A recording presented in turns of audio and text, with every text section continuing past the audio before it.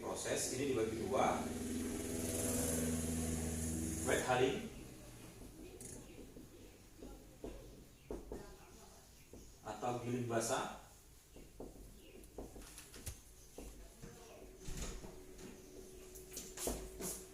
dan dry hulling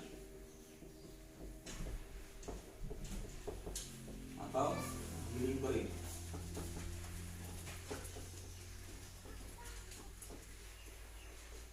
Ini masuklah tadi natural, yang tanpa air prosesnya itu. Terus natural apa? Honey, wine. Wet hulling sendiri itu tadi semi wash. Full wash ini giringnya giling kering, betul. Tapi dalam prosesnya dia justru menggunakan banyak air.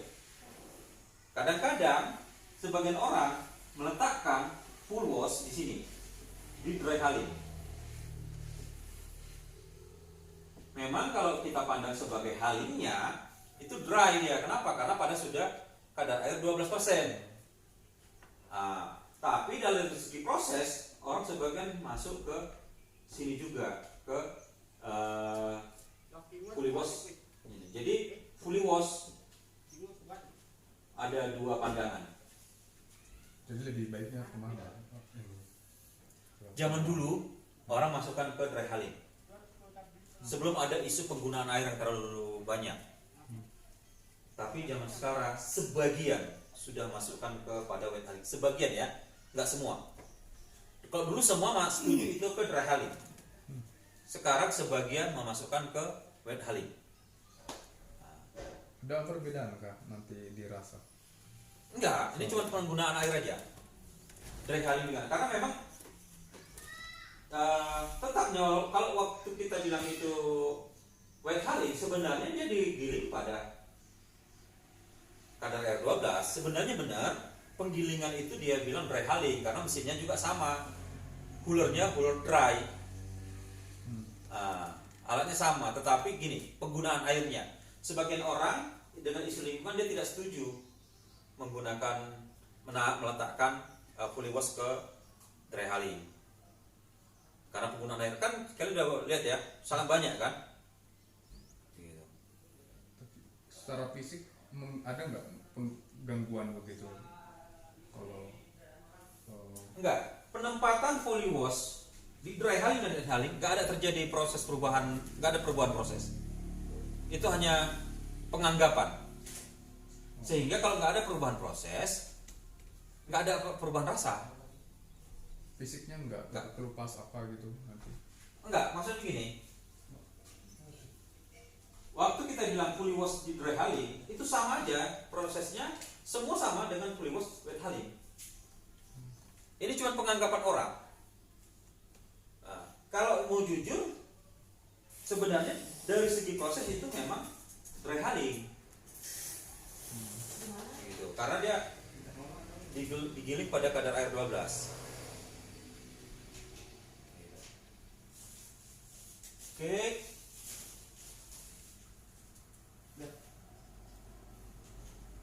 Sekarang kita akan, apa yang diharapkan dari, kalau ingat Andi, apa yang diharapkan dari Andi dan juga Om Yanto waktu kemarin cupping tentang semi wash?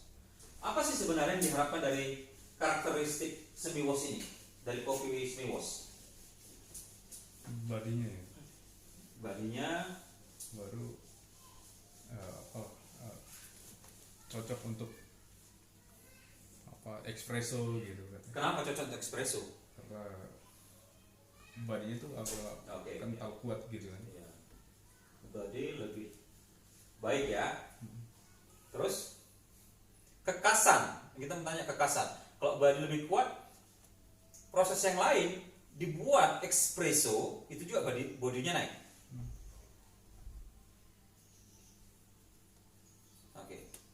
Sorry, maaf, saya ralat. Body itu bukan bicara soal itu.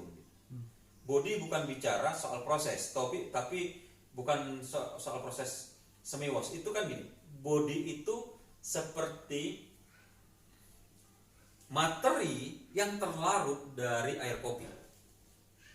Jadi itu nggak dipengaruhi oleh proses, tapi itu dipengaruhi dari varietas dan jenis tanamannya. Gitu.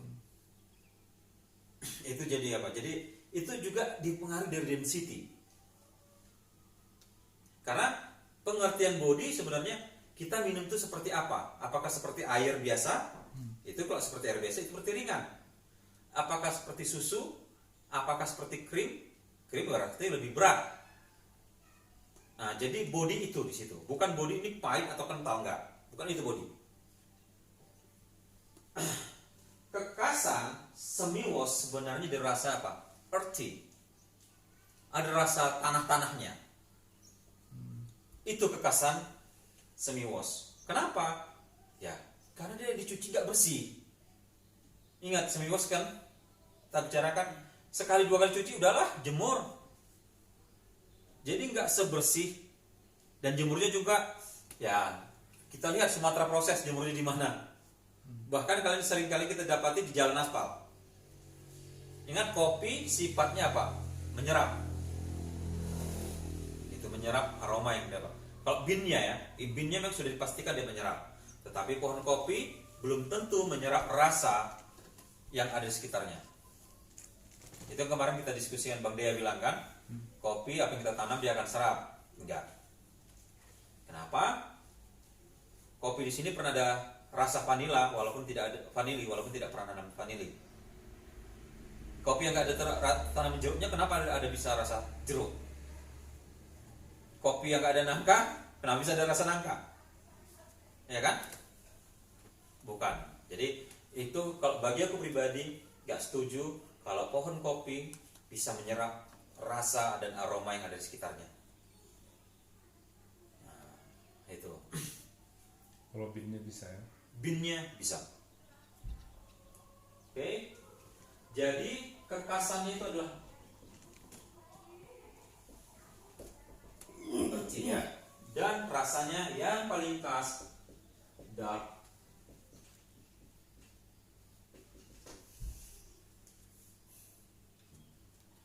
Ini rasa kekasan dari semi wash. Jadi kalau kita makanya kemarin waktu kita semi wash kita ini manis. Di mana artinya? Walaupun baik, tapi itu bukan khas semi wash. Makanya Jonathan nanya, prosesnya gimana? Jadi tidak ada manis gitu. Manis tetap ada, tetapi jangan hilang artinya. Kalau artinya hilang, manis tetap, tetapi karena contohnya gini, arti mempengaruhi manis, ya kan? Kalau artinya hilang, manisnya seolah-olah makin terasa, padahal kalau dari segi nilainya atau jumlahnya tetap sama. Karena sudah tidak ada arti, jadi yang menonjol adalah manisnya. Bisa paham ya? Bukan tambah jumlahnya, tetapi persentasenya. Karena akibat dari kehilangan arti. Gitu. Rasa coklat gelap. Kita ada aroma-aroma. Aku semakin mengerti dark cocoa karena waktu kemarin Nick mengirim coklat tanpa gula. Oh iya rasanya gini gitu. Pahit tapi pahit gurih gitu. Pahit gurih ada rasa-rasa harum gitu, itulah dark coklat. Sangat kental. Oke, ini semi wash. Apa yang akan terjadi? Prosesnya yang pertama kita harus berasumsi ini semi wash specialty ya, sedangkan standar yang benar ya. Jadi kita ambil red cherry atau apa ya, cherry lah ya, red cherry. Yang benarnya idealnya gini, perlu nggak sortasi air? Semuanya perlu sortasi air sebenarnya. Ini yang benarnya. Tapi nanti kita akan bicara soal efektivitas. Apakah sortasi air memberikan pengaruh yang nyata terhadap kualitas kopi semi wash yang diinginkan? Ternyata enggak. Gitu. Ternyata enggak.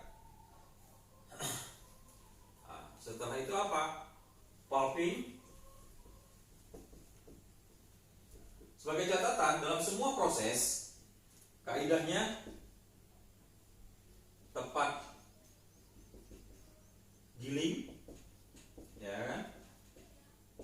Tepat cuci, tepat jemur, tepat angkat. Ini semua kaidah dalam proses. Artinya tepat giling, waktu menggilingnya itu tepat dan caranya tepat. Tepat cuci, waktu mencucinya. Nah, jadi jangan ditunda. Nah, jadi yang mempengaruhi semua proses-proses kualitas kopi bisa dibilang tunda giling lawannya, tunda giling, tunda cuci, tunda jemur, tunda angkat. Nggak boleh tunda. Kenapa? Kalau tunda overfermentasi. Kalau tunda cuci juga nanti bisa apakah jadi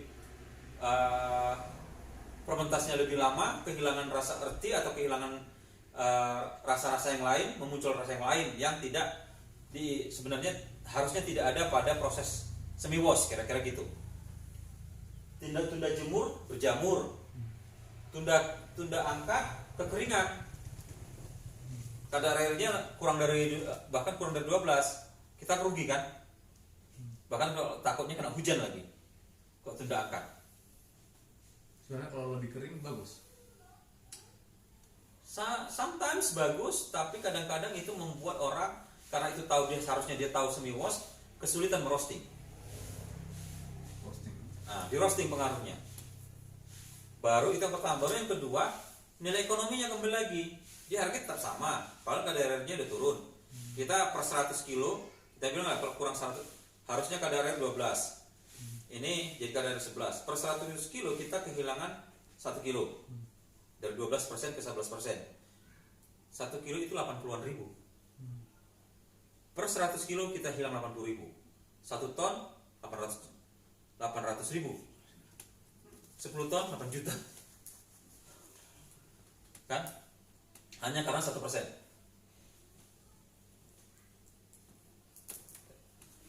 Setelah pulping, catatannya jangan tunda giling di sini ya, catatannya jangan tunda giling.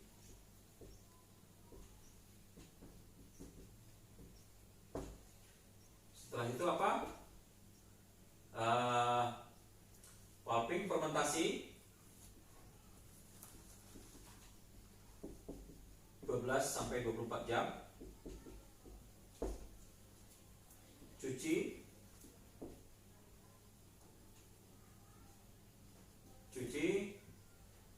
jemur sampai kadar air 40, terulang antar lah ya, 40 sampai 40. Susah ya kalau dalam proses penjemuran 40 sampai 45. Ini macamnya salah. Dia seharusnya dari 45 ke 40%. Karena penjemuran pasti dari kadar air tinggi ke kadar air rendah. Sehingga yang benar adalah sebenarnya 40 ke 45 ke 40. Nah, ngerti ya? Oke. Setelah itu cooling. Inilah dia tadi wet coolingnya. Muncullah kopi labu. Kopi labu ya, kita bilang di sini kopi labu dengan kadar air kadang-kadang dia antara 35 sampai 45 35 sampai 30%. Oke. Untuk giling, jadi dia dijemur sampai kadar 40 sampai 45%. Sekarang dalam semi wash sudah ada advance-nya, sudah ada expand perkembangannya, dia nggak sampai 40% lagi. Bahkan kalau bisa 35%. Apa efek yang diharapkan dari situ? Mengurangi persentase cacat kuku kambing. Oke. Catatan kadar air lebih tinggi saat dihaling mengakibatkan mengakibatkan persentase pecah kuku kambing meningkat. Inilah yang disebut dengan kerusakan mekanis. Kerusakan mekanis akibat pengolahan. Apa dampaknya kalau pecah kuku kambing? Namanya juga pecah, pasti ada kerusakan jaringan atau kerusakan struktur dari green bean. Kalau namanya udah rusak strukturnya atau rusak buah kopinya ada yang pecah, yang paling cepat itu jamur tumbuh. Nggak nampak memang. Efeknya itulah berpasir. Nggak clean dia. Beda arti, beda dengan berpasir. Dia rasanya memang berpasir. Gitu. Itu yang terjadi. Jamur sebenarnya yang membuat itu. Alat ukurnya biasa pakai apa? Enggak, kita visual aja. Macam kemarin waktu itulah sortasi tadi. Kalau kemarin yang tunjukkan kalau dia sampai besar sekali, sampai hampir kita bilang hampir seperempat bagian green bean itu pecah, itu sudah harusnya dibuang. Bukan dibuang, sorry. Disortasi, nggak masuk. Gitu. Jadi ini dia. Untuk apa ya? Untuk 45 sama untuk alat ukurnya. Ya, ada namanya digital, itu ada namanya testameter untuk mengukur kadar air biji-bijian. Tapi kalau manual bisa. Manual orang yang sudah guru ulang-ulang, kira-kira dia tahu gitu. Kalau macam kita aku belum begitu tahu lah. Kalau udah pecah kuku, tapi harus dites lagi. Kalau pecah kuku itu mesti 45% pun udah pecah kuku. Sudah mulai pecah kuku 45-40. Orang udah sekarang 35%. Jadi penjemuran kira-kira 2 hari. Gitu. Jadi ini dia. Di dalam sering sekali terjadi juga di dalam proses semiwos ada terjadi tanpa disadari double fermentasi. Kenapa? Waktu dia dihaling, di jenis kan dijemur ya, dijemur, dibawa ke haling. Antara dijemur waktu dibawa ke haling atau dihaling dan dijemur sampai kering, biasanya kan masuk karung. Kalau kalian lihat, habis digiling kan masuk karung, baru besoknya dijemur kan, itu terjadi fermentasi. Tetapi untuk di semi-wash itu bagus. Yang diharapkan memang di semi-wash ada double fermentasi. Tapi fermentasinya berbeda, yang seperti tadi. Oke, setelah ini apa yang kita buat? Jemur kadar air, haling, kopi labu, jemur lagi kan? Jemur sampai kadar air 12,5 sampai 12%. Ini sudah dapat jemur. Ini sortasi. Udah mau packing lah. Inilah dia semi-wash. Ini semi-wash specialty kan?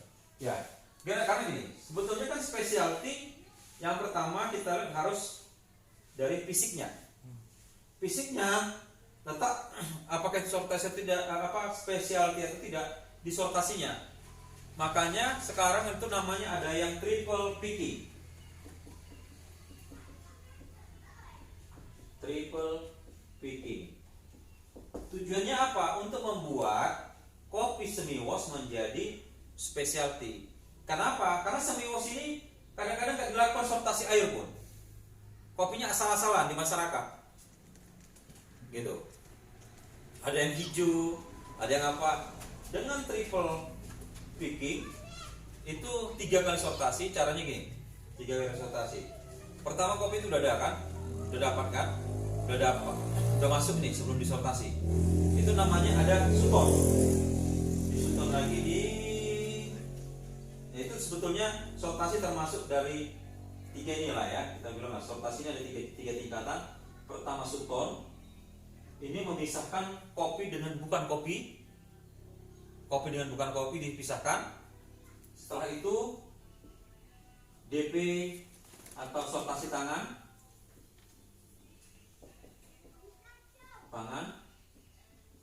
setelah itu suton lagi, memisahkan. Suton yang kedua itu memisahkan kopi berdasarkan ukurannya. Nah, gitu. Nggak ukur, ya nggak teliti kali, tapi kira-kira sudah terkelompokkan lah. Jadi dia triple picking.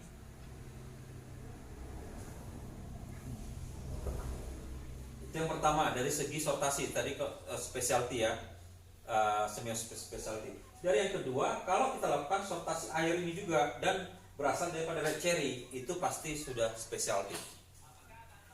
Dan tidak ada tunda jemur, tunda giling. Karena yang mau diharapkan dari sini tidak ada over fermentasi dari semi wash proses. Tidak ada over fermentasi. Tidak ada tunda giling. Jadi kalau datang sore, paginya harus giling, jangan besok sorenya sebenarnya. Jadi justru nggak bagus ya kalau fermentasi itu ternyata lebih dari 24 jam. Untuk semi wash. Kita pikir semakin lama semakin bagus. Enggak. Malah over fermentasi yang akan ditimbulkan asam. Fermentasi berlanjut. Itu yang terjadi di wine proses. Itu fermentasinya panjang kali kan? Apa yang dirasakan jadi asam? Itu karena kita fermentasinya nggak begitu panjang, cuma 22 hari, dan fermentasi bertingkat. Ingat, wine sendiri ada beberapa pemahaman. Itu nanti kita akan bicarakan soal wine. Sini. Oke, inilah dia semi wash.